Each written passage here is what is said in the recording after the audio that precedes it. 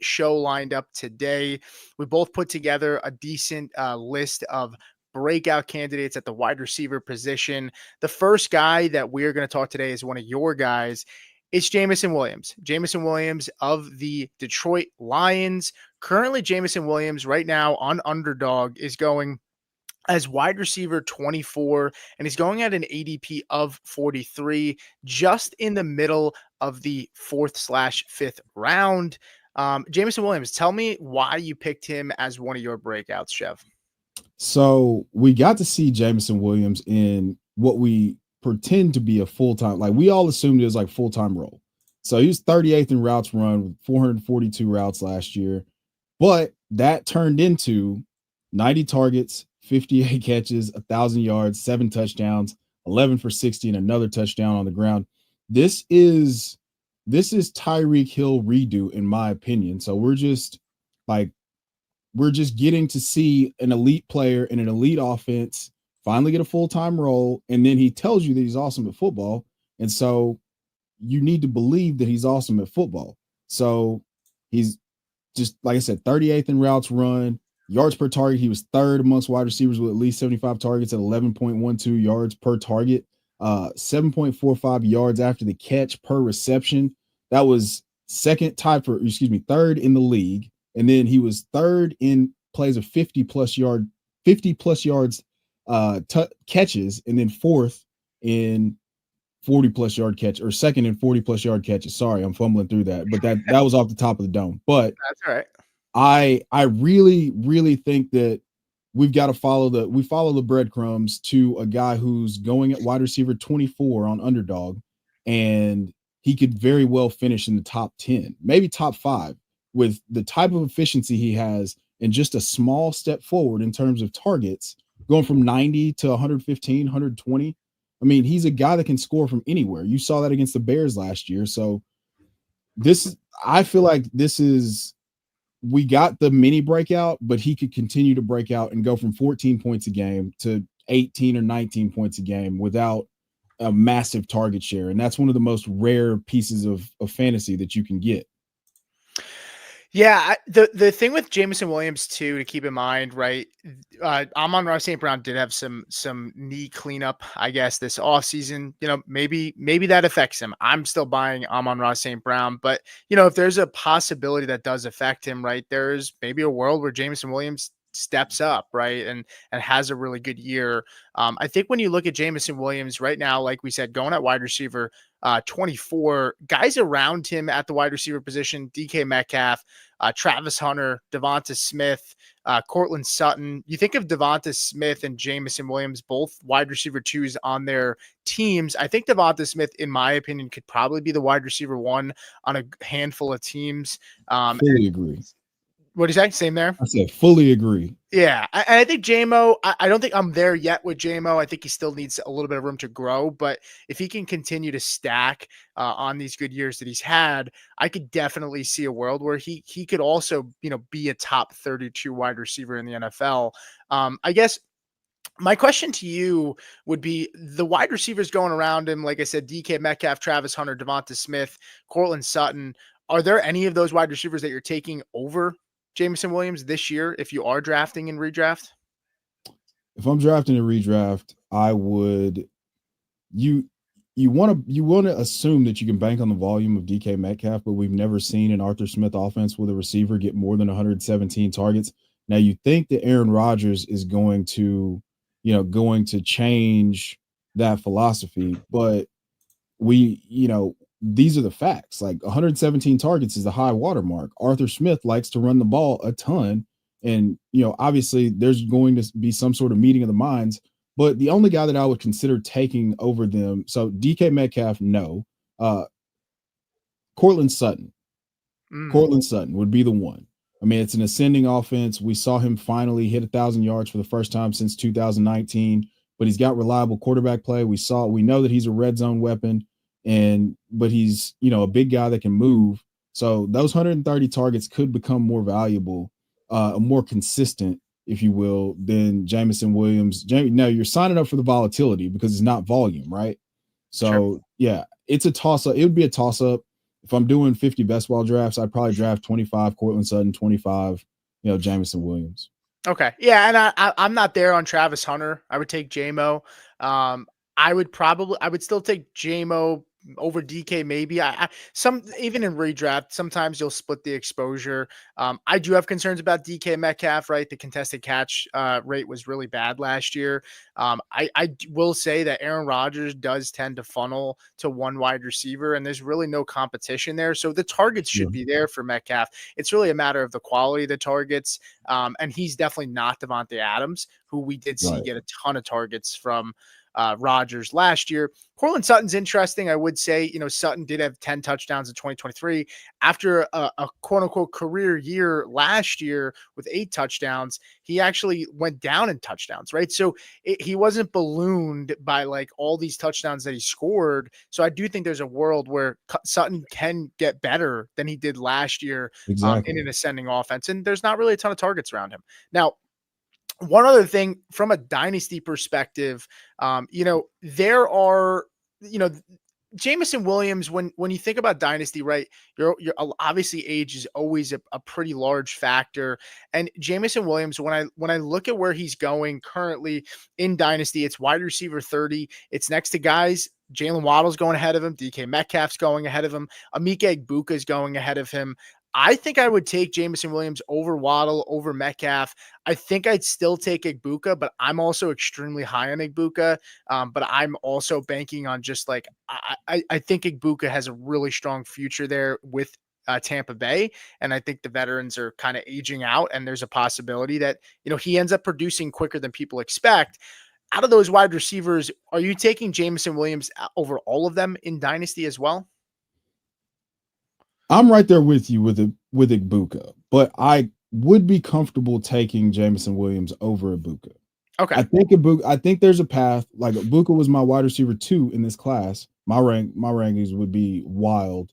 But I think I would take Jameson Williams right now for production right now, understanding that Emeka Egbuka could very well be 17 to 18 points a game as the target to own in that Tampa Bay wide receiver room in just 1 year. So Yeah. you got to be okay with that. But I think that a bet on either one of those offenses is fantastic to me. So Baker's still going to be there.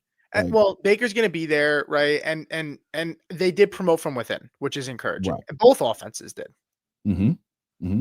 So, and the only concern I would have is just with Ben Johnson gone, right? How much, promotion from within.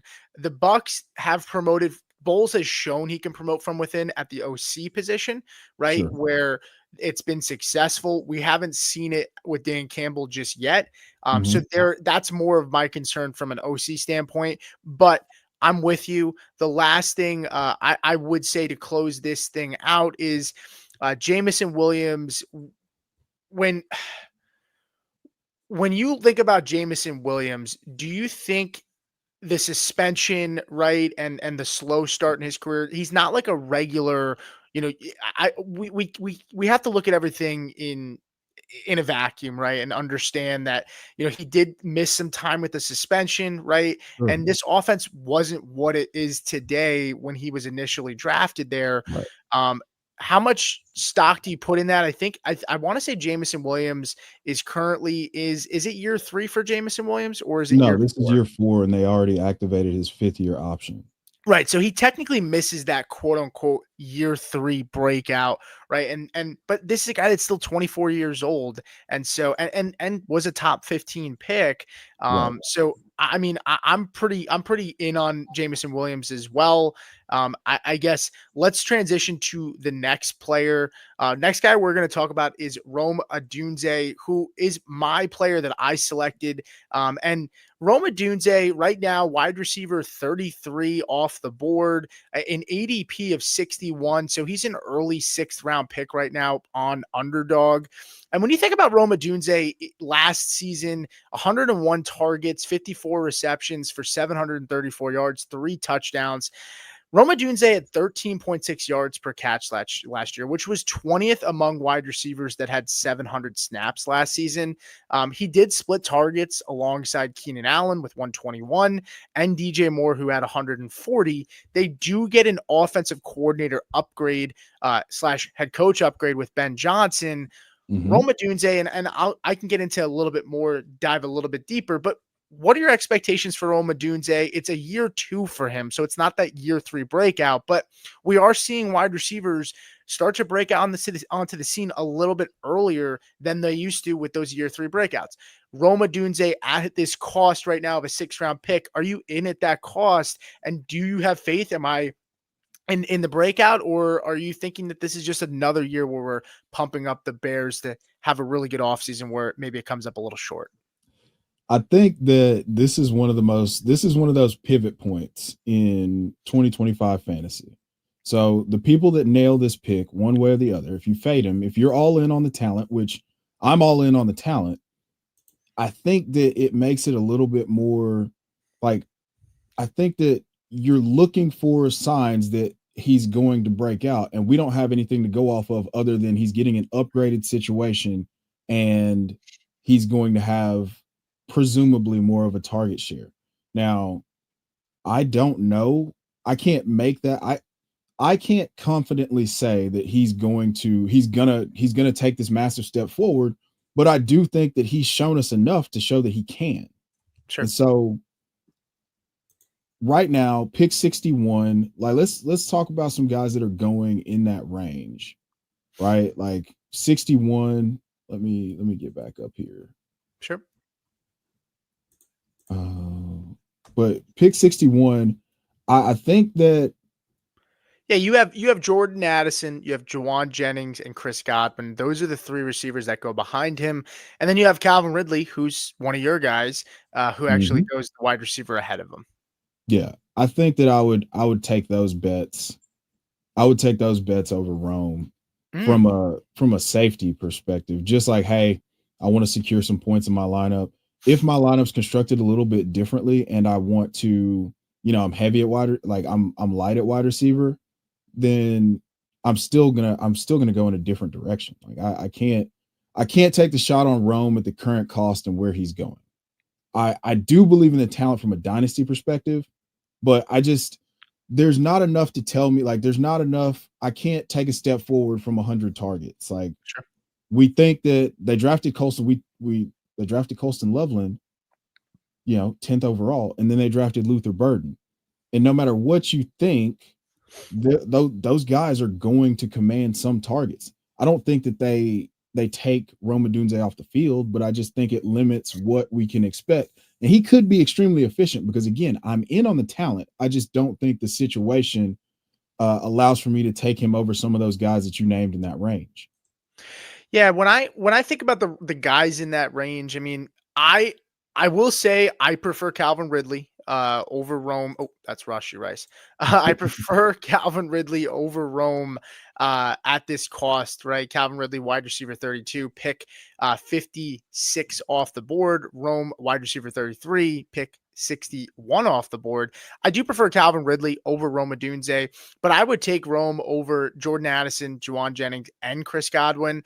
Oh I get wow. nervous. I get nervous about Godwin, just slow start. They haven't committed that he's going to be back at the start of the season. There's a chance he goes on the Sure. pup, right? Like that's a real possibility. Juwan Jennings, while he's looked good.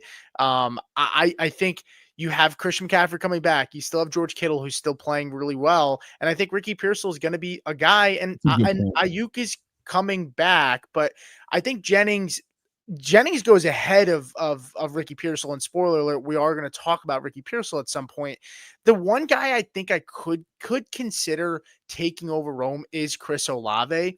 Now, if we didn't have concerns about Chris Olave and the health, Chris Olave is going way well ahead of all these guys that we named, but it's Yeah. about the risk.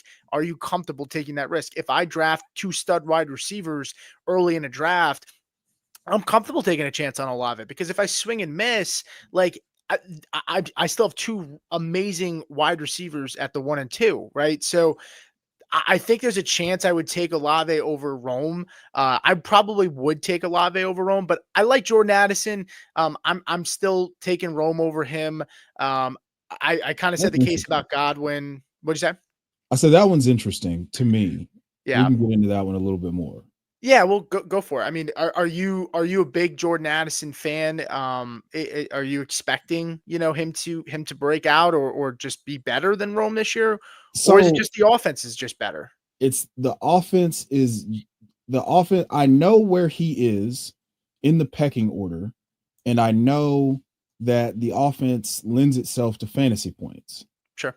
And so if I have fewer questions, like I said, if I had fewer questions about what we can assume that Rome is going to do, like I don't have to assume what Jordan Addison's going to do. I know that he's been extremely fortunate from a touchdown perspective, but I mean, once is an accident, twice is a trend. I'm kidding, but he's going to see 100 targets.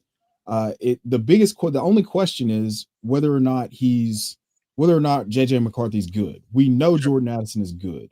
I feel like you said with Devonta Smith, Jordan Addison can be a one on a lot of teams. I Okay. assume Rome could be a one on a lot of teams, but I've seen enough from Jordan Addison to say, okay, well, if I give him 12 targets, this is gonna be real good. Sure. Yeah, I like Jordan Addison. There are certain spots where I am buying into Jordan Addison. Yeah, I guess it would depend. In this scenario with Rome, Rome is probably similar to Olave, where I'm not comfortable with Rome being my wide receiver two, but I can take a chance on him as my wide receiver three, especially if I have two studs at my wide receiver one and two. With Addison, you probably getting a safer player. But I think Rome provides more upside just because I think they're going to be in more passing situations. I like Aaron Jones. I like that offensive line. I do think they're going to run the football more than people expect. And I think the Bears are going to be playing from behind a lot. They have a really bad defense. They were in the top half of the league for points given up last year. I don't think their defense got much better. And then you factor in Keenan Allen, right? Departure of him with the vacated targets, it's 121. Rome had 100 last year next to two other guys, two veterans that had 100 plus. I also think that play calling was really bad last year. I expect Ben Johnson to be a big improvement there. And yeah, they did bring in Luther Burden. They brought in Colson Loveland. But I think those guys might take some time to ramp up, right? I mean, Luther Burden right now currently is dealing with the soft tissue injury. He's missing out on Yes. valuable reps right now. And they also Ben Johnson likes to run a lot of two tight end sets, right? That's what he did with the Lions a ton. So there could be a lot of situations where Luther Burden might only see himself on the field 50% of the time. And Rome and DJ are kind of dominating that with Loveland and Cole Kmet. I think Loveland at the same time, I'm not worried about Loveland eating it to Rome. I'm more worried about Loveland and Kmet and just Loveland in general, just like how long is it if he misses camp, parts of camp, which they said is a possibility. That's really more my concern about Loveland, but I'm not worried about Loveland from Rome's perspective. Um, and Sure. and I would say too, Adunze and DJ are getting valuable reps with Caleb, building on a second year with him. And an interesting thing I noticed too, Rome was 10th in red zone targets last year at the wide receiver position, which was a pretty interesting stat that I didn't know until we prepped for this show. But I thought that Mhm. was pretty interesting. I don't really see him as a guy that's a red zone guy, and we'll see how Ben Johnson likes to utilize. And the play calling is going to be different. But I did think that was kind of interesting that there was a lot of shots for him in the red zone. Yeah. So that's really cool because he only had 59 catchable targets and he had 54 catches last year. It Yeah, was their deep ball accuracy was comically bad. It was almost as bad as Mahomes and Worthy, like on yeah, passes that traveled 20 plus air yards. So I'm a big believer in the talent, and I could craft an argument with you. I mean, I'm not against you by any stretch of the imagination about where they just get to league average sure. completion percentage on deep passes, and Rome is 1,000 yards and 6 or 7 touchdowns. Like him already having red zone prowess,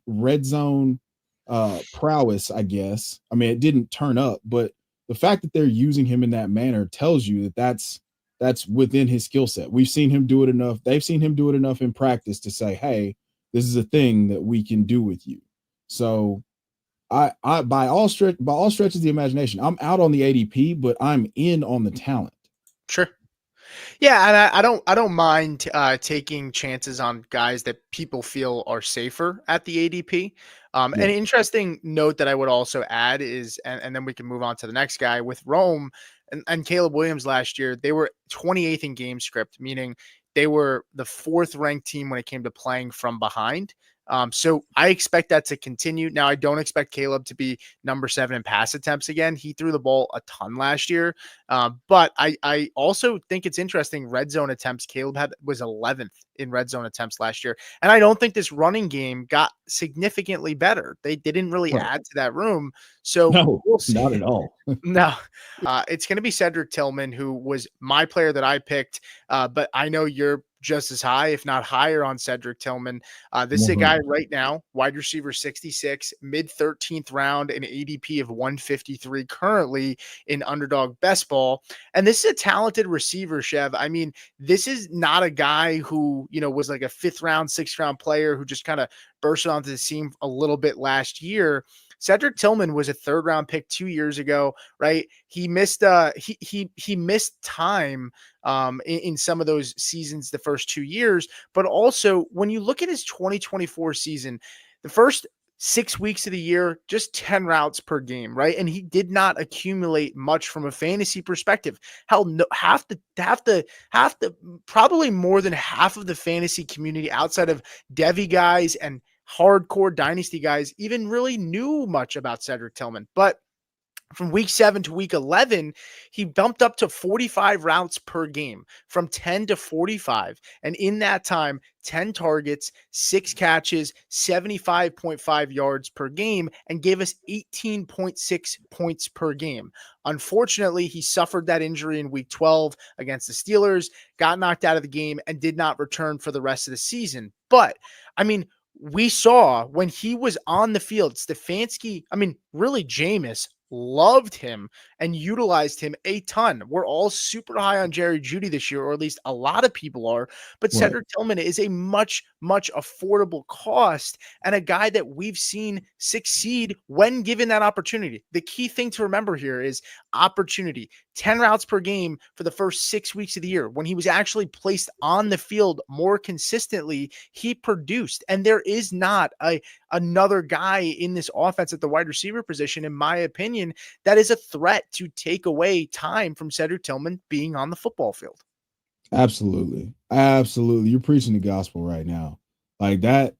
I love the fact that people are just completely ignoring the fact that when he had an opportunity to be good at American tackle football, he was good at American tackle football. And I would argue dominant. I mean, he was a wide receiver 1 from through weeks 7 through 9, and I know that's a small sample size, but it happened. And when he was given the full-time role, and then he earned targets, and then unfortunately he got concussed and they just held him out for the rest of the year. And so now we're going into it and we have some uncertainty at quarterback. But at this price point, round 13, mid 13th round, I'm in. I am unequivocally in, just because of the fact that he's big, he's fast. We've seen him be good at football, and it's not going to hurt the construction of your team in best ball, especially to add a guy with this type of blow up potential. How much is wide receiver 1 for like getting the wide receiver 1 in your lineup, week over week over week? Like, how much is that worth in the 13th round? Or how many players have that potential in your opinion? Oh, let's see. I got let me pull up Cedric Tillman. I was looking at his dynasty, just looking at like, where he's going in dynasty, but from I mean, a he's free. He's free in Dynasty, right? he Like in yeah, startups. he practically is free in dynasty. In best ball right now, you have Jalen McMillan, Romeo Dobbs, Adam Thielen, Pat Bryant, Wandale Robinson, Jalen Noel. Maybe I would say Jalen Noel because he plays behind Kirk, who's been injured. Noel, if he was given that role, he could, I think, give us Yeah, a couple spike weeks. love that. But you know, I actually kind of, and I don't want to change the topic here. I've said this. I actually happen to like Wandale Robinson. He's kind of going right behind him, and I'm not going to sit here and make this a Wandale Robinson segment, but there's a world where I would take Wandale, but I think Tillman provides much more ceiling. And honestly, wouldn't surprise me if Tillman has just as many targets as Wandale does this year. Who obviously Wandale had an amazing season from a target standpoint, but didn't really have much Right. yards or touchdowns, which was kind of unfortunate. Yeah, that's this the Michael Pittman conundrum. It's like, man, you got 140 targets and you turn that into 900 yards. Yeah. So let me ask. Well, let me ask you. So Cedric Tillman right now in dynasty startups, wide receiver 64, ranks 168 in terms of startup ADP. Guys going around him, Xavier Legette is going a full round ahead of him. Personally, for me, I would trade Xavier Legette for Tillman right now. I wouldn't need anything added on. Now, I try to get things added on, of course, in deals that I do, but Cedric goes 20 spots behind Tillman. So I mean, I'm not really high on well, Cedric goes 20 spots behind Tillman. Cedric goes 20 hot spots behind Legette. Legit, I'm yes. I'm I'm really not a big Legette guy. I think I would be fine going from Legette to Tillman. If you could get a third added on or a fourth added on, I'd be doing that. But another guy is Rashad Bateman, who goes a little bit before Cedric Tillman. Would you prefer who out of those three guys? I mean, who would you prefer in Dynasty? Cedric Tillman. Yeah. Yeah. I mean, I feel like I was a big Nico guy before it was super cool. Hey, bud. Hey, Mike. Um, I I would I was a big Nico guy before it was cool to be a Nico guy. So like 2022, it's like, hey, the Texans got a dude, and I like all these traits, and I see him make these catches, and he moves different with the ball, but it just wasn't consistent. Sure. And I feel like Cedric Tillman has shown you, I'm not saying he's Nico, but he's that type of athlete. So people show you they're good at football. You're gonna hear me say it a lot. You show me you're good at football, I'm gonna believe you. I'm not gonna believe that you just stopped, the Monstars came down, stole your powers, and you can't football anymore. Like, I'm going to believe you. So I would take Cedric Tillman because he has that type of upside. The other two guys, Xavier Legette, I was a big Xavier Legette guy coming out in spite of the red flags about the breakout age and all that stuff. But for what I saw last year was just like, okay, you can't be an outside wide receiver, and we need to manufacture you touches because you're not able to track the ball and catch it downfield. Now that may be something he could work on, but yeah, I don't have those concerns with Cedric Tillman. Yeah. So Yeah. And honestly, yeah, and I just think Tillman just feels more polished. The reception perception came out right on him. Like it looked really, really good. And Leggett does this weird thing, like I've noticed on film, where like Leggett like almost like jumps. You know, like some guys jump when they don't need to jump to go catch the yes, football. Like he does yes, that consistently, and it really, really bothers me. But yes. That's